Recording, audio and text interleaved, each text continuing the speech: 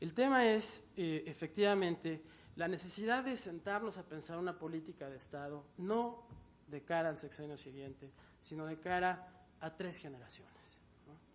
Tenemos que pensar, primero, tenemos que aceptar que hemos construido una nación que se siente cómoda con la corrupción. Parece que está claro, pues coincidimos en un diagnóstico en el que efectivamente hay una situación exacerbada de violencia, en el que hay una serie de delitos que no son fácilmente perseguibles ni atendibles con el modelo penal convencional y, naturalmente, un sistema, un conjunto de actores en el sistema jurídico penal mexicano que carecen de los elementos necesarios como para poder enfrentar esta situación. De ahí la necesidad de traer al ejército o de traer a la marina, ¿no?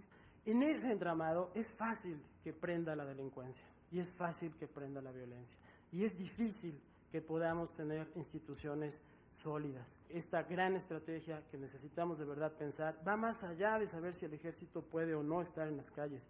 Tiene que plantearse de verdad un proyecto de nación que se tome en serio la necesidad de recomponer todas estas problemáticas que hemos ido construyendo en los últimos 100 años. Me parece fundamental que la estrategia en el corto plazo deje de lado el tema de las drogas y se ocupe de salvar vidas. Es decir, un objetivo fundamental para el Estado mexicano tendría que ser que el mes siguiente hubiese menos muertos. Eso no lo hemos logrado, desafortunadamente tenemos cada vez más muertos. El tema de la vida, el valor de la vida, me parece a mí fundamental.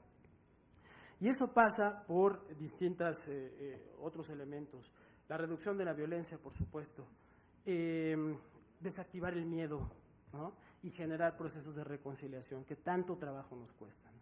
En el mediano plazo necesitamos proponernos reducir la impunidad. Es increíble la impunidad que hay en este país en todos lados, ¿no?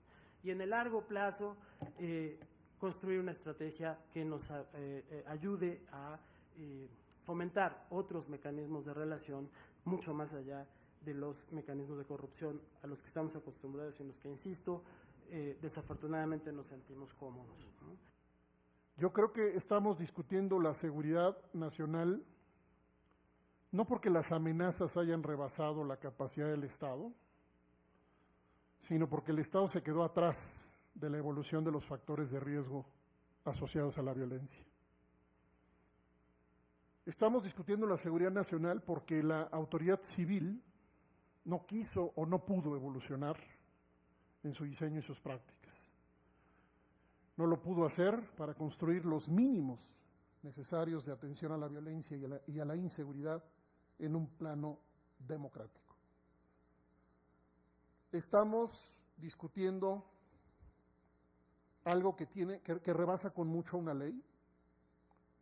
Estamos ante la transición del rol político de las Fuerzas Armadas en este país.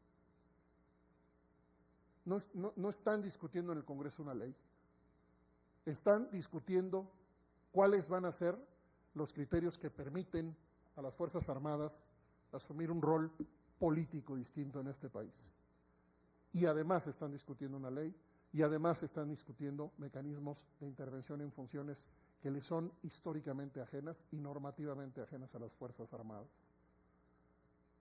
Sostengo, y tengo un marco teórico para sostenerlo y evidencias internacionales, sostengo que las Fuerzas Armadas, bajo cualquier hipótesis, estando en funciones de seguridad pública, requieren incorporar estándares democráticos de seguridad pública.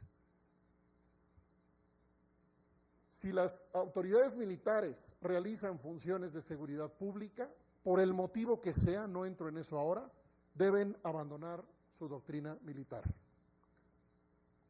en esas funciones. El reto es descomunal porque estamos queriendo insertar a las Fuerzas Armadas en funciones ocupadas en este momento por autoridades civiles que de suyo no han evolucionado en su capacidad de rendir cuentas. Es muy difícil trazar la línea entre seguridad pública y seguridad interior a golpe de ley, como está planteado en los diferentes proyectos. Es decir, Estamos ante circunstancias de hecho que un intento de definición nos va a traer siempre un problema mayor.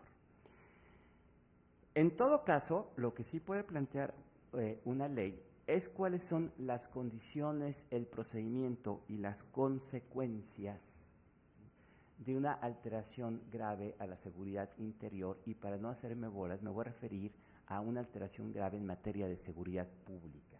Y que justamente reconociendo esta realidad en la que la intervención del ejército ha sido necesaria y que se ha dado en el vacío, y ese es parte del problema, que hoy el ejército no cuenta con un marco claro que le establezca cuál es la función, cuál es la temporalidad, cuál es el propósito y cuáles son las líneas de mando, ha generado toda esta serie de problemas que lastiman al ejército, que lastiman a las fuerzas de seguridad, que lastiman a los estados, que lastiman a los ciudadanos, y donde nadie queda mejor al final del día.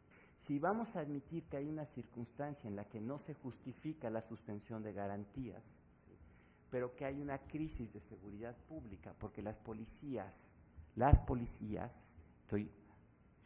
porque el 21 refiere a que es una función de la Federación del Estado y los municipios, que las policías no pueden adecuadamente cumplir esa seguridad, podríamos elaborar una hipótesis normativa en que bajo un procedimiento, ya las minutas establecen varias condiciones, no quiero entrar en los detalles, se puede establecer una afectación a la seguridad interior de tal naturaleza que obligue a la intervención temporal, acotada y bajo el mando civil de la Fuerza Armada Permanente del Ejército para restablecer de la manera más inmediata posible las condiciones de intervención de las policías y que se restablezca esta función estatal.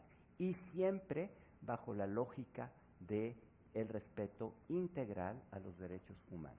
Rechazamos la Ley de Seguridad Nacional que hoy nos convoca, pues dicha ley sería un paso más hacia la construcción de un estado de excepción institucionalizado, socavando los esfuerzos de tantos años por consagrar la democracia en nuestro país.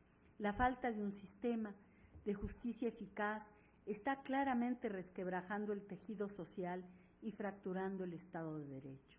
La ineficacia procesal del sistema inquisitorio, aún vigente en la mayor parte de la República, así como la inhabilidad de sus operadores para sancionar a los criminales y proteger a las víctimas, han dado como resultado los altos índices de impunidad que padecemos, así como la generación de mayores incentivos para la criminalidad. Disminuir la tasa de violencia y criminalidad en el país requiere mucho más que aumentar las capacidades de las fuerzas policíacas y militares. Hay que reparar las fallas procesales y procedimentales del sistema de justicia para garantizar que personas inocentes no sean inculpadas por crímenes que no cometieron y que aquellos culpables sean realmente llevados a prisión.